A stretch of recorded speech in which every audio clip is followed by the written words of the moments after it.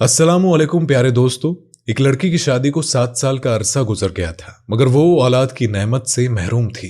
उसके खानदान और दोस्त में जितनी भी उसके साथ की लड़कियां थी, वो तमाम की तमाम 2-3 या 4-4 बच्चों की मां बन चुकी थी।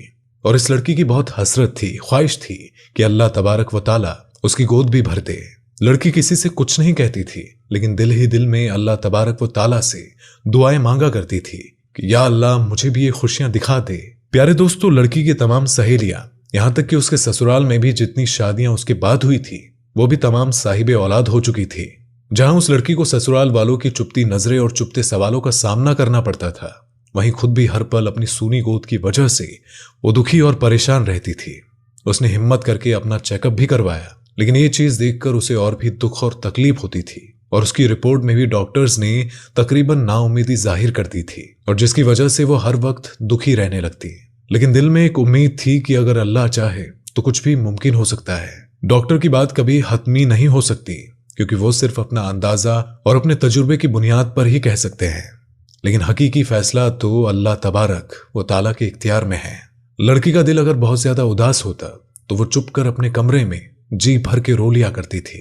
कोई भी उसकी तकलीफ को समझ नहीं पा रहा था कि वो खुद औलाद ना होने की वजह से कितनी तकलीफ और अजियत से गुजर रही है। ससुराल वाले तो बातें बनाते ही थे, लेकिन रिश्तेदारों और हमसायों की बातें जलती पर तेल का काम करती थी। और उसकी सास कुछ बातें बाद में करती थी, जिसे सुनकर वो मर ही जाती या उन लोगों से कहीं दूर चली जाती, क्योंकि उन लोगों की बातें दिन ब दिन बढ़ती ही चली जा रही थी। लेकिन उसे उम्मीद थी कि सिर्फ अल्लाह पाक की जात है। वो हर नमाज में रो रो कर बस अल्लाह से एक ही फरियाद करने में लगी कि वो उसे औलाद की नेमत से नवाज दे। जैसे जैसे लोगों के ताने बढ़ रहे थे, उसी तरह उसकी इबादत भी बढ़ती जा रही थी। वो बस अल्लाह की रहमत की आस में थी कि कब उसकी दुआ कबूलियत के दर्जे पर फाइज होती। वक्त गुजरने के साथ साथ जब उसकी देवरानी के यहाँ चौथे बच्चे ने जन्म लिया, तो उसके सास के तानों में और भी शिद्दत आ गई कि तू तो बांझ है, मेरा बेटा बेऔलाद रहेगा। आखिर मेरे बेटे का कसूर क्या है जो ये बांझ उसके पल्ले पड़ गई। लेकिन वो अपने देवर के बच्चे को गोद में लेकर प्यार कर रही थी। लेकिन न जाने उसके दिल में क्या हुआ कि वो बच्चे को वहीं लिटाकर अपने कमरे में आई और ऐसा रोई कि तमाम घर वाले जमा हो गए। उसके दिल की हालत को समझे बिना ही सब ये सोचने लगे कि ये देवर के बच्चों से जलती है, हसद करती है, इसलिए रोती है। मगर उन जाहिलों को कौन समझाता कि अल्लाह ताला ने उसको ऐसा दिल ही नहीं दिया है जो किसी से जलने वाला हो।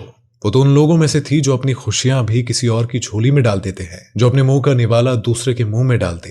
वो तो बच्चे को प्यार करते करते उसी वक्त अपनी सूनी गोद से इस कदर दिल गिरफ्तार हुई कि खुद पर काबू न रख सकी, और आज उसके आंसू भी सारे बंधन तोड़कर बहने लगे थे। बस उसका एक शौहर था जिसने उसे कभी ताना नहीं दिया था। उसका शौहर उसे दिलोजान से प्यार करता था, उसकी ख्वाहिश को समझ सकता था, लेकिन वो क्या करता, उसके हाथ में कुछ नहीं था।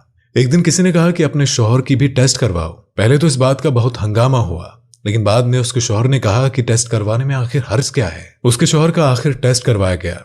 जब रिपोर्ट आई तो सब ठीक था, तो घर में एक तूफान आ गया। कहने लगे कि अब इस लड़की को दफा करो, हम तुम्हारी दूसरी शादी कर देंगे। लेकिन उसका शौहर उसे किसी भी सूरत में तलाक देने को तैयार न था। शौहर की मोहब्बत में एक जर्रा बराबर भी कमी नहीं आई थी, बल्कि उसकी दिलजोई इस अंदाज में करता कि अगर अल्लाह तबारक व ताला को मंजूर होगा तो हमें औलाद जरूर होगी, और अगर अल्लाह को भी मंजूर नहीं है तो हम उस पर भी अल्लाह के शुक्रगुजार हैं। उसने अपने शौहर से कहा कि आप दूसरी शादी कर ले, मगर वो अपनी बीवी को बहुत प्यार करता था, इसलिए किसी भी सूरत में वो नहीं माना था। एक दिन उसकी सास ने बहुत लान तान किया, यहां तक कह दिया कि तुम चाहती ही नहीं हो कि हमारे घर खुशियां आए, मेरे बेटे का कोई वारिस हो, तुम बस ज़हनी ही नहीं बल्कि बददिमाग भी हो। सास की जली कटी बातें सुनकर वो बहुत परेशान हुई। उसने वुजू किया और नमाज के लिए खड़ी हो गई। जब उसने दुआ के लिए हाथ उठाए तो ऐसी तिक्कत तारी हो गई कि कुछ ना बोला जाए। वो कुछ भी बोल नहीं पा रही थी, और फिर सजदे में गिरकर अल्लाह तबारक व ताला से फरियाद करने लगी थी कि या अल्लाह, अगर तूने मुझे बेऔलाद रखना है तो तूने मुझे इस दुनिया में औरत बनाकर भेजा क्यों? औरत तो पूरी औलाद से ही होती है। तूने मेरे वजूद को अधूरा क्यों रखा है? सारी दुनिया के डॉक्टर्स जो चाहे मर्जी कहते हो, मुझे तो बस तेरा ही आसरा है। या अल्लाह, और महरूमी से नागुजार, या अल्लाह तू हर चीज पर कादिर है। वो औरत सजदे में और भी दुआएं मांग रही थी। या अल्लाह, तुझे तेरे हबीब हुजूर सल्लल्लाहु अलैहि वसल्लम की प्यारी जुल्फों का वास्ता है, मुझे औलाद की नेमत से मालामाल कर दे। उस रात सजदे में रो रो कर उसने ऐसी फरियाद की, उसकी आहो बुकार सुनकर कायनात की हर चीज शायद उसकी सिफारिश बन गई और अल्लाह पर भरोसा चाह दिया। और फिर चंद हफ्तों के बाद कुछ ऐसा हुआ जिसकी किसी को उम्मीद न थी।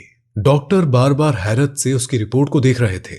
फिर उसको जिंदगी की नवीद सुनाई गई कि वो मां बनने वाली है। और ये सुनते ही वो औरत बिना किसी की परवाह किए हुए अस्पताल के फर्श पर सजदा रेज़ हो गई और अल्लाह का शुक्र अदा किया कि या अल्लाह, तेरा शुक्र है, तेरा करम है कि मुझ गुनहगार की तूने सुन ली। तो देखा दोस्तों आपने, आज की वीडियो में हमें यह सबक मिलता है कि चाहे कुछ भी हो जाए, हालात किसी भी तरह के क्यों ना हो, आपको मायूस नहीं होना चाहिए। बेशक अल्लाह ताला वो तबारक जो चाहे कर सकता है, वो कादिर मुतलक है। जो कुछ भी है बस अल्लाह तबारक व ताला पर मुकम्मल भरोसा रखिए। ना कभी किसी का बुरा सोचिए और ना बुरा करे। दिल के ज़मीर को हमेशा पाक रखे।